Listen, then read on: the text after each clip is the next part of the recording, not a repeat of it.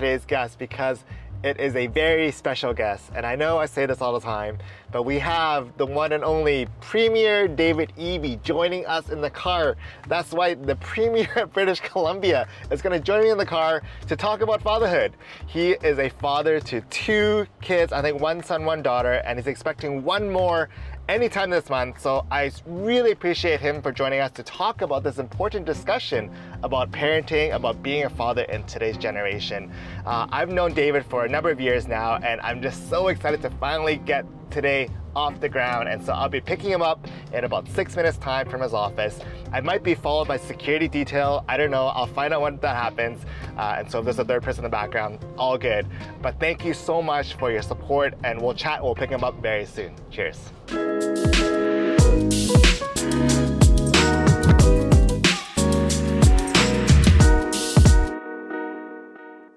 So David, or Premier Eby, I should probably using formalities. Only Dave, man. It's okay. It's okay. During the introduction to you, I was like, I don't know what to call him. I'll just give it a shot, and I completely misblurted it. Yeah. Thanks for joining in on 2 Dads, 1 Car. I did a brief introduction to you earlier before you joined the car, but why don't you start off like a overview about your fatherhood CV? Like, how many kids do you have? I know you're expecting 1 really soon. Fatherhood CV. Yeah. So I got 2 kids currently. I've got a 4-year-old and a 9-year-old, and then I've got a 3rd one on the way. I'm not sure when this is all going to come out, but at the not the baby, the podcast. The baby's going to come out on the 27th or about, and so we'll be up to 3. Oh my gosh. Yeah, a boy and a girl so far, and then the 3rd one will be a girl. I remember going through an article and you mentioned, I think during a release you're talking about happening in June. I'm like, wait a sec, it's June right now. Like it could be like any day, literally. It could be, and like if Kaylee had her way, it would be today. She is done. She's like, I'm done with this. Yeah, it's that end of the pregnancy where it's just everything sucks and you're just, get this thing out of me. Oh my God, I feel like it's the 3rd time around. So you're like, I've seen this before. Yeah, totally. Well, the first prep question I always ask every guest is like, what is like unspoken truth about fatherhood? Like, what is not shared as widely, or maybe not part of the general vernacular when it comes to fatherhood? I would say like there's so many cliched answers about that. Yeah. It's like, oh, cliche's fine too. People don't realize how early you have to get up or whatever. But the thing that really shocked me about being a dad was how like much joy it's brought me. You know, it's just. It just makes me so happy to be with the kids, and they drive me crazy. And the second I'm away from them, I just miss them so much. It's a real deep happiness, and like I feel like Hollywood and TV and everything just really focuses on, the angst and but my quality of life has gone up dramatically in terms of just happiness because of these kids. It's really. And I didn't expect it. I thought it would be all sacrifice. Yeah. Like it would be, I got to give this up, this and this. And I'm glad, like, I just was glad to give it up. The late nights at the pub or whatever, like I don't miss it. I just want to be hanging out with the kids. I mean, that's so well said, because it's not just Hollywood. It's even like the friends amongst you, right? Yeah, totally. It's like, oh, there goes your life, you're giving it. It's like, there goes your sleep, there goes everything. Like, you're going to start bowling and like everything. And, like, you can't go to the club anymore. I'm like, I don't need to go to the club anymore. It's okay. It's like, I feel weird saying this to a dad with a Rivian SUV. But, we got our minivan, and I love our minivan. And my brother looked at it, and he didn't have kids yet, and he was like, well, it looks like your life is over, bud. And I'm like, my life was over a while ago, and it's awesome. And I love the minivan, and it's great. It's also like a different part of life, right? It's not like your life is over. It's just like a different chapter. Yeah, it's just totally different. That's right. I think that's a better way of putting it. Yeah, funny thing you call it minivan. So I just came back this morning. I was in a work trip down in California, and there were only 2 cars available to rent. It was a minivan or a pickup. I'm like, okay, I'll do a minivan. Attaboy. And the first day, I'm like, I don't know how I feel about this. But the second day, I'm like, this makes a lot of sense. It does. It does. The doors slide out, you put the kids in and out. Like, I love it. One of my favorite articles that I read about you, Dave, is about this Yoga Dad article. Oh yeah. Back in 2019, I think before you assumed the office. Yeah. Are you still like? Are you still doing yoga in the mornings? Like, how do you navigate this busy life of work, travel, and family, and enjoying fatherhood at the same time. Yeah, I mean, this job, it's a lot, and but a lot of people have jobs that are a lot, and you're trying to balance with kids and travel, and like you're down in California, you know what this is about. And I am not at yoga as much as I used to be. But it is really an important way for me to decompress and try to take care of myself. I'm a weirdly tall guy, and I'm picking up a 4-year-old all the time, and I just don't want to have like a bad back, and I want to be able to look after my kids and have a little space for that. But it's more of an intention than the reality. It's basically working kids, and a lot of things have drifted, and certainly yoga is one of them. But I still do get to class semi-regularly, and it's nice when I do. And what does like ideal day look like? Like, would it be like starting off the day, or is like just like mad rush, like files coming in? Yeah, it's weekend days. I just I try to have like one weekend day that's clear. This job is like service industry, so it's evenings and weekends. That's when people are together. That's when you're going to find them and be able to chat with them. And so I do try to keep one weekend day clear, and that lazy weekend morning when it's like dad's making breakfast and like the kids are watching their shows and we're just hanging out as a family, and that's like ideal for me. Yeah. And then if it's me and the kids, we're going swimming. Swimming's my activity. Yes. I love hanging out in the pool. Ez can go and like do whatever diving board or floating thing that they have, and Ivan and I can paddle around on the shallow end, and it's like that's our ideal. And for Kaylee, when she's got the kids, they're doing some kind of outdoorsy like skiing, or they're riding bikes, or they're going for a forced march in the woods. And so it's like those kinds of things. So it's nice when we're taking the kids on our own, that we have our own kind of activities that they expect and that we do.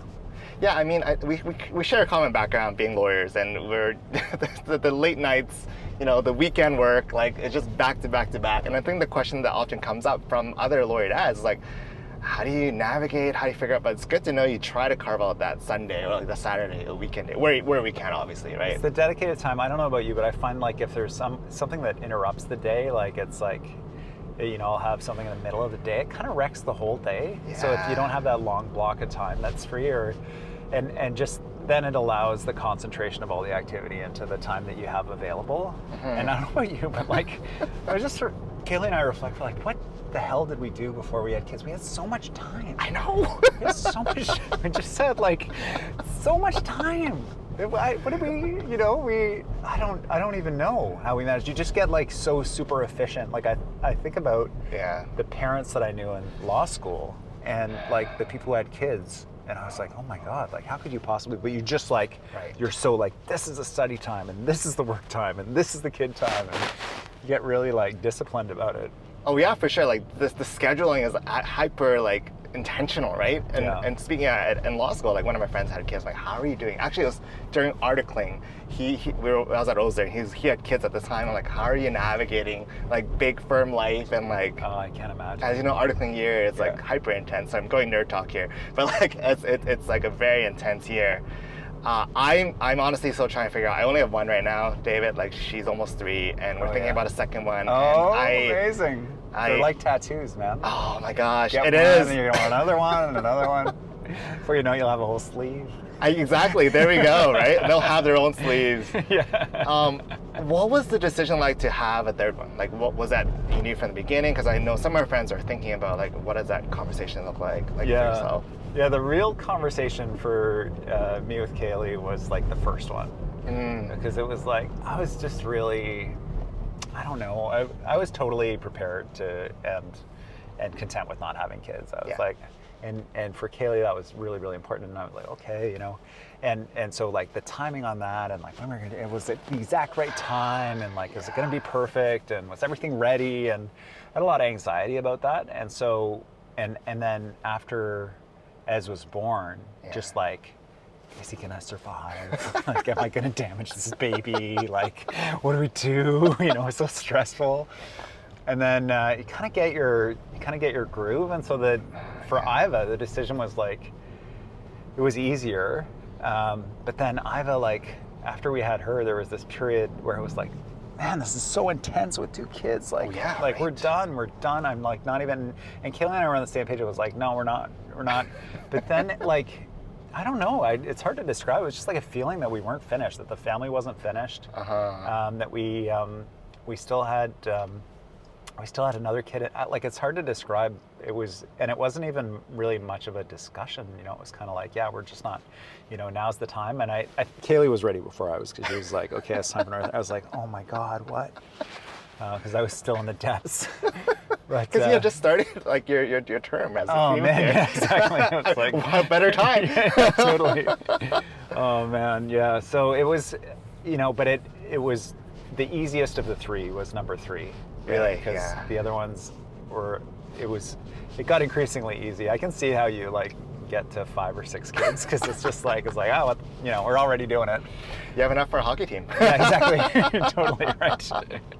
Yeah, I grew up in a family with 4 kids, and I love that chaos and the everybody together and the vibe when we're all in the house together. I don't know how many kids in your family? 2. Yeah. Which is why I'm like, we're trying to space it. Like, my brother is like 4 years younger. We're trying to space it around the same time, because we both played on the playgrounds all the time, and just like we had a lot of fun together, right? And my wife's similar. She has an older sister, so we're like looking at 2 similarly. But I don't know. We'll have a discussion. Like, I was gone for the last couple of days at work, and I called her last night, and she's like, you gotta get home. I'm like, okay. Totally.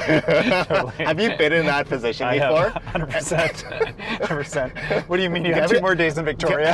I thought you were coming home tomorrow. Do you have any advice? I'm seeing her at 5 o'clock today. Like, should I go to Whole Foods and buy flowers? Like, oh man. Yeah, no easy answers there. It's definitely like, you know, that critical in the morning, especially on the weekend. Like, who's getting up with the kid?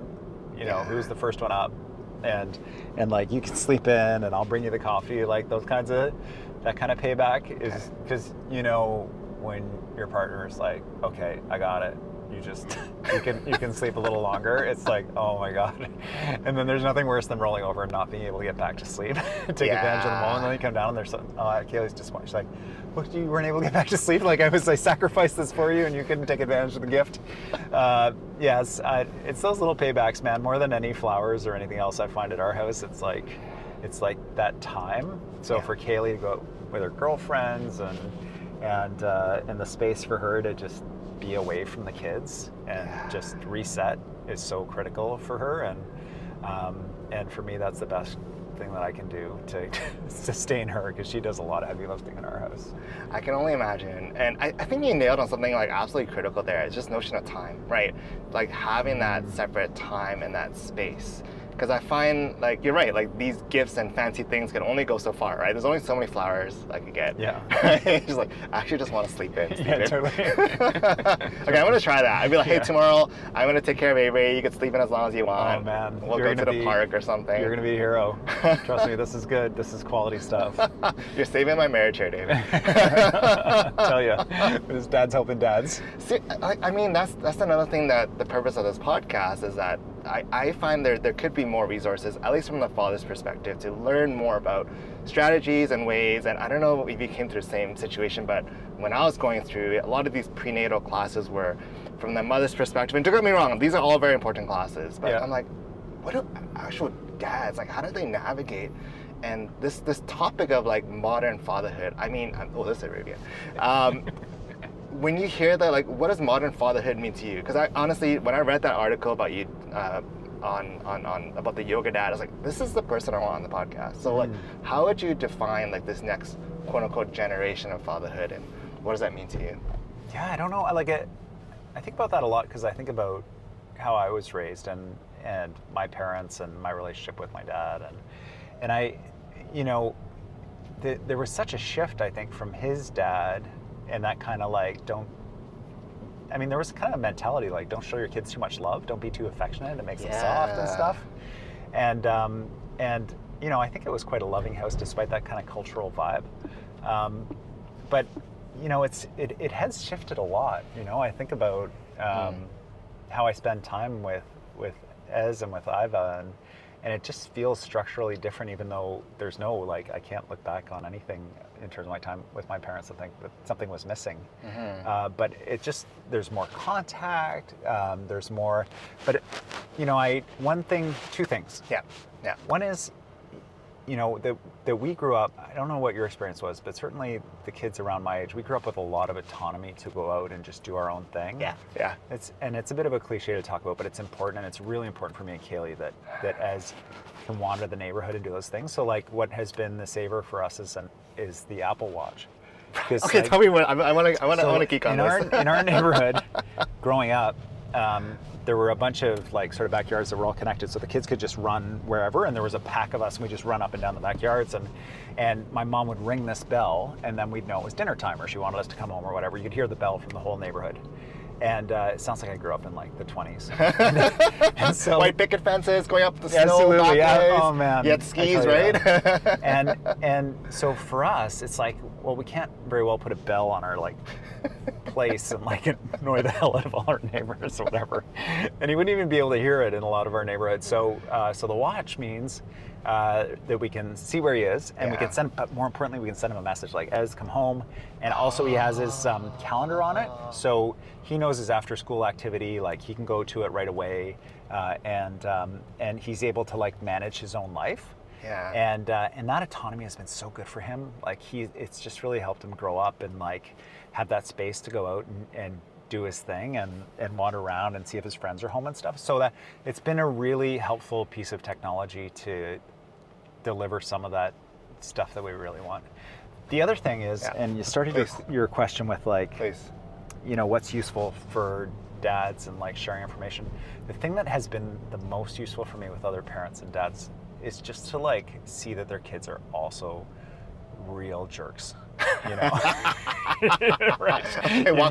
You meet their kids, and their kids do the same jerky things that your kids do, and you're like, oh, thank God. Yeah. Okay, all kids at this age are jerks in the same way. Yes. And there's no point in getting aggravated about it and being put out of sorts. It's not that my kids are uniquely jerky. Yes. It's just, they do wonderful things. They do amazing things. They do lovely things. Those aren't the things that stick in your mind. What sticks in your mind is like when they are just like, well, why are you just being mean to your sister for no reason?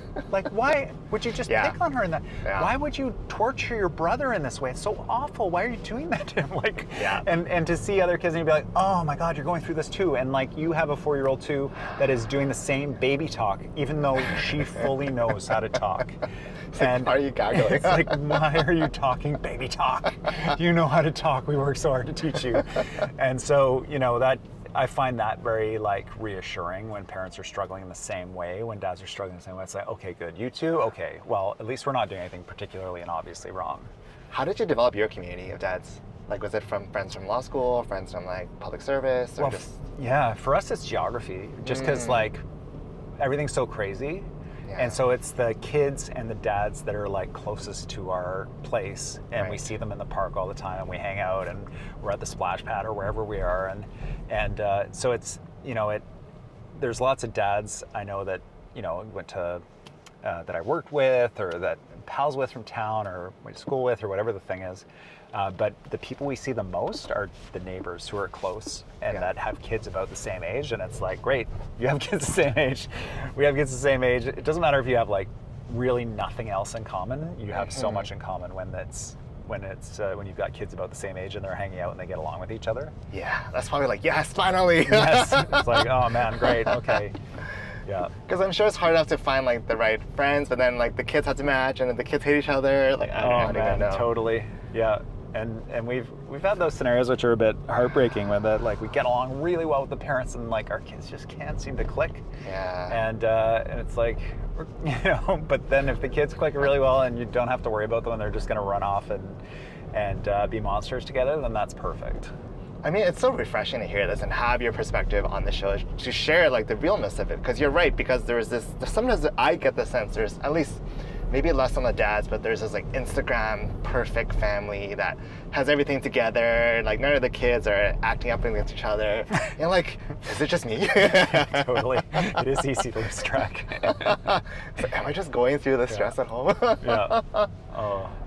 And I don't know. You try to focus on, and I try to focus on. They do like so many amazing things, and but it's hard not to compare and like, Yeah. you know, and everything from it's just like, how are they doing in sports with other kids, and how are they doing in school with other kids, and what does their Right. handwriting look like compared to other kids, and what is their you drive yourself crazy that way, and so like it's I just have to remind myself too that like it I don't know if you've had this experience as a dad, but it's like it forces you to look back on your own childhood life and like Yeah. what you were like and what you did and how you did in school and like what you did with teachers and stuff and what your parents were upset about or what they were proud of. And I find, you know, I compare very poorly to my children. They're doing so many things way better than I did. And I'm like, oh man, I'm still like being a little hard on them, but like, they're just like so further ahead than I was at that age. They're running the LSAT right now. Yeah, totally. Yeah, it's just like, man, they're doing a good job. They're doing a good job. I mean, yeah, that's really interesting and also really funny. yeah. But are you reliving your childhood a little bit through your kids? I am. No, really good question. Because like part of my childhood was actually going to libraries a lot. And Is that right? Yeah, my dad would, after work, my dad would put me in the library and I would just read, like surrounded by public books. library? Public library. Wow, Right. okay. And I think the reason why is he just wanted to like burn time. Like he just wanted to like, that's like 90% of the game, isn't it? It's just like, can we break the back of the day here? What's going to get us through the morning? What's the activity? Totally, man. But it worked where like I was just like, okay, I guess I will just read, right? And so Yeah. I started reading Garfield comics and I started going deep into like other books and I was like, oh, like it just developed this love of reading. And funny thing, guess where I'm taking Avery tomorrow? To the library. To the library. Awesome. Fantastic. So there's that, but I also recognize, I mean, there's this also tension with like technology, and I love how you brought up the, you know, technology is often vilified, and I get it, right? It's objective, it could be positive or negative, and the fact that you could use it for your benefit, like an Apple Watch, right? I guess, like, do you ever think about like influences, like, you know, how do I, maybe, I don't know how to say this very cleanly, but like, how do you protect your kids from like other influences? Like if other kids are like watching terrible things on the iPad or like, Man, like yeah. what does that look like? And maybe Yeah, I'm it's being hard. too worried as a control person. No, totally. And it's two parts for us. It's like when other kids get things before we feel like our kids are ready for it, and that could be a Yes. cell phone, or that could be access to YouTube, or that could be like a certain video game. And then, you know, it's also not just that Ez is coming and saying like my friends have access to this, can I have it too? It's like those play dates when it's like going over to the house and you know that the kid that's at the house has unrestricted access to YouTube, and it's like, well, what are they watching? What are they, and that's like, we find that pretty stressful actually. And we like tend to err on the side of being like, well, you know, that it's important for us to understand that they're like different houses with different rules, and like and you know, he's gonna have these situations, and then they'll see something or whatever, and then we can talk about it. And you can't protect them, like you can't from all of these things, and so you try to give them the tools, but it is stressful. And actually that was one of the things about the cell phone ban that we're Please. doing with the schools that I Yes, feel yes. is well, certainly will be helpful for our family, is like just to level that playing field around what kids have access to. And if you want to give access to a cell phone to your kid, that it's not so central to social life at school.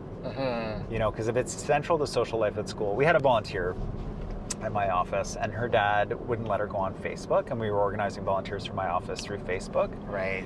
And it was like central to the social scene of the volunteers. Yeah. And so she missed out on that. I don't want Ez to miss out on stuff. So it'd be Yeah. like, oh, now we have to get him a cell phone because we don't want to miss out on stuff. But then in my job, I meet these parents who have faced just unspeakable tragedy because, you know, somebody got a hold of their kids through a cell phone. Yeah. And it's like, it's right in my face that this can happen.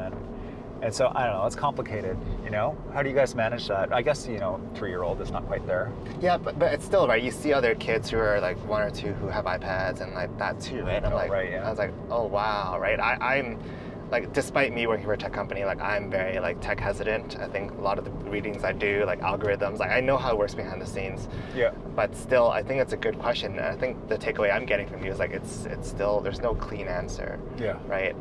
Actually, this morning I was actually speaking on a panel about this upcoming online harms bill, right, to counteract the proliferation of hate against children and things like that. And so I think there's ways that from a legislation policy to help protect. But at the same time, I get the sense that maybe it's about talking about principles with your kids. Maybe it's like that aspect. Because I'm sure as gets older and older, once he gets into like high school, like it's literally, Yeah, totally.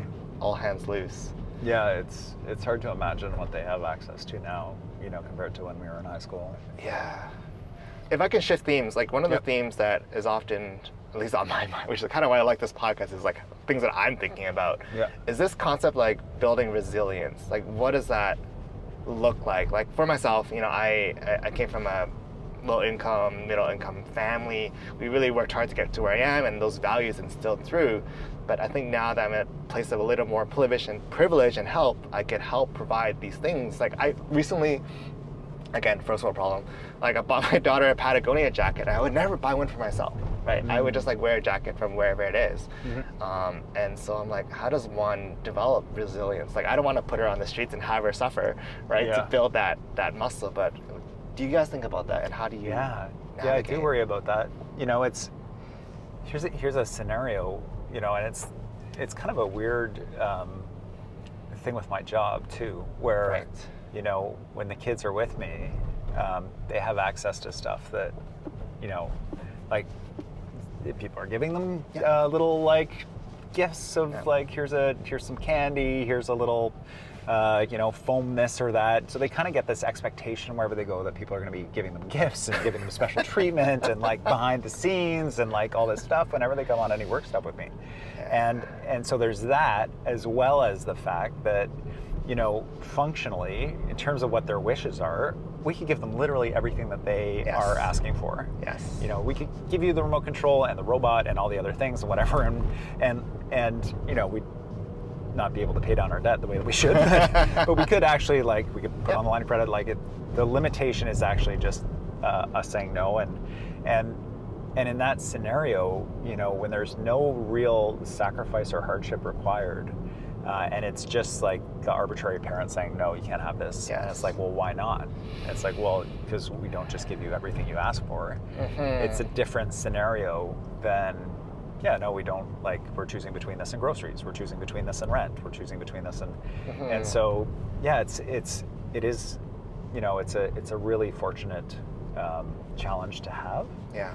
And it's important your kids don't grow up to be spoiled rats, and it's a very easy thing to get out of hand, especially in the world that you live in as the premier, when you go around and people are like, oh, we need to really put on a special welcoming here, and which includes the kids, and then the kids come to have this expectation. That's what I really want to. That's what I worry about. That's what I really want to avoid, and have them be like grateful when special things happen, as opposed to expect them by default. Yeah, I mean, it's interesting that you're thinking about this too, and they had a really good example just now about when you're walking around, there's gifts being sent, and sounds like it's still there's no easy answer. No, there's not. Yeah, there's not, but I do think that independence thing is critical. Like for us, the change in Ez from him going around with us everywhere, and him going out on his own and like doing stuff and then coming back and like going to so they did a lemonade stand the other day, which was very nice. But like Ez went to the grocery store and he got the lemons and came back like all by himself, and I was so proud of him. And I watched, there's this have you watched that Japanese show where the kids, they're like toddlers, they're like 4 years old, and they go and they get Ezra's 9, so I mean it's a sort of a measured and a tempered pride.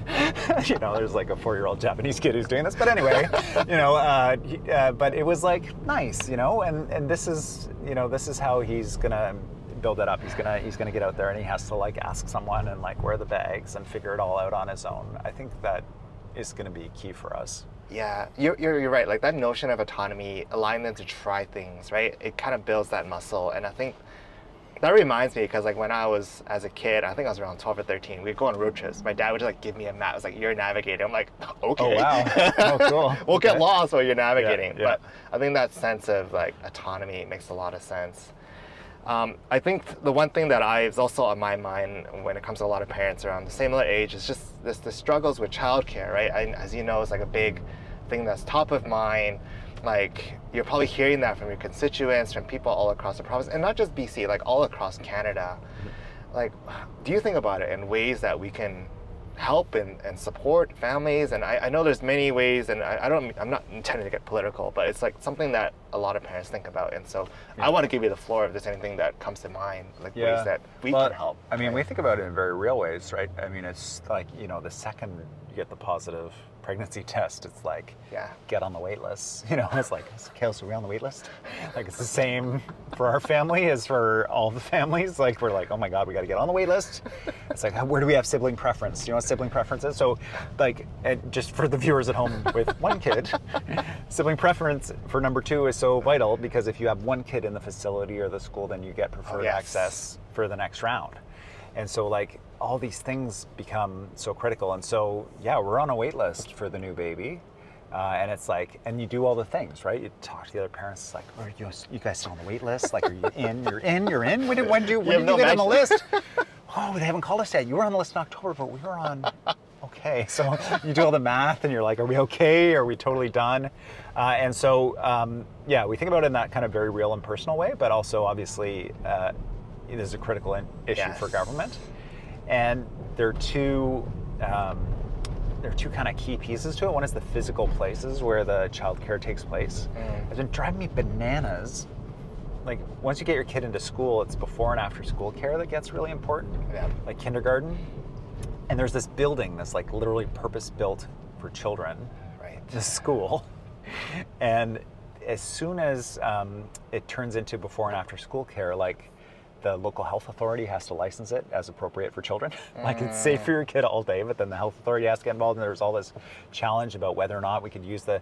So just doing things like changing the rules so that the schools can be used for before and after school care, to use those buildings we already have so we don't have to build new spaces. Yeah. And that we're using the other space we have more effectively, and we're using the staff we already have more effectively. These are the ways we're having to go at it, because the same challenges around healthcare and building the things we need, the people with the skills, skilled trades, or you name it. It's about the people to actually deliver the service. That's the limiting step on every single thing. Yeah. And so for childcare workers, it's the same thing. And so, yeah, it's a huge challenge.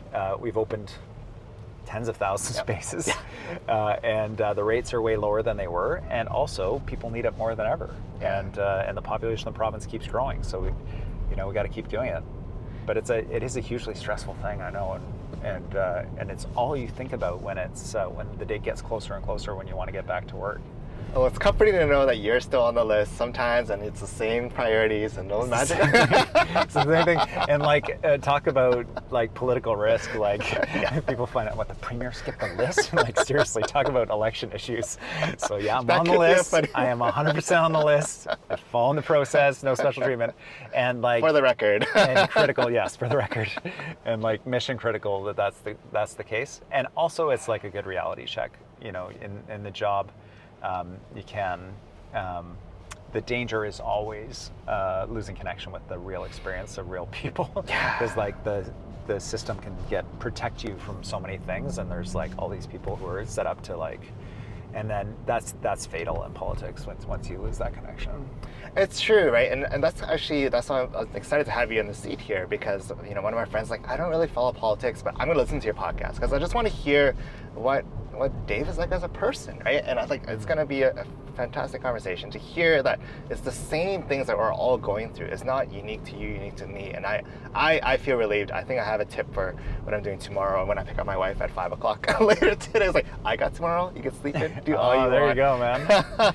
Absolutely. I do have one last question, and it's like really looking ahead, right? Like, what is something that you're excited about? I know there's an election coming up, but beyond that, like when it comes to parenting, I mean, I guess June 27th is coming up fast. Yeah. Like, what does this next phase of fatherhood look like? What are you excited about? What are you worried about? What are you scared about? Maybe Yeah, like what's on your mind? Okay, well, so with the new baby and it being number 3, what I'm really excited about is just really enjoying this baby. So each baby is like decreasing levels of anxiety. Like first baby is like high anxiety, Oh, yeah. like second baby's like a little bit, like, oh, how are we gonna? And then now this third baby, I think, is just gonna be like, we can just enjoy this baby, and like this baby's got to like learn how to swim pretty fast. You know? Like this is Literally. This is why, like, I'm a firstborn, so I feel like I can say this. Why kids get cooler as they get like down the birth order, because they're just like, they got to roll with things. Like I've always found that the coolest kids in school are the ones with the older siblings, and it tends to be the parents more relaxed and whatever. So, so I think this baby, like, is gonna be doing a lot of keeping up with older siblings and like with more relaxed parents, which is necessary because there's only so many hours in the day. Like, it is physically not possible to hover the way we hovered on Ezra. It's like, what's he doing? Oh my God, look at that! Look how precious that is. Like, it is just not possible. And so that's what I'm looking forward to, is just enjoying the baby and the baby having a little more space that our first baby didn't. And then the worry is the same. We don't have as much time as we did with the first baby when that was our only kid, and like, how do we make this kid feel just as special and just as loved, and like they get just as much attention, when the reality is that that's not actually possible. And not actually, like, the love is the interesting thing, because the love always, like, someone told me this and I was like, okay, they're like, you're gonna have another kid and the love like expands. Like, it's not like because I was like, oh, I don't want to have one kid that's like sort of a favorite kid and the other one's less, like it is really like it expands to meet the kids, which is an amazing feeling. But the time does not expand. No. The love expands, but the time is like, you want to have more time with each kid. And have each of them be special, and give each of them their independent time, but it doesn't. And so that's my worry, is like, how do we achieve that kid gets the attention and love that kid needs in terms of time, as opposed to just feelings. And I think that's the anxiety for me with number 3, and especially in our lives. Yeah, and how did you add that time piece when you had the second one? Like, was it just like being...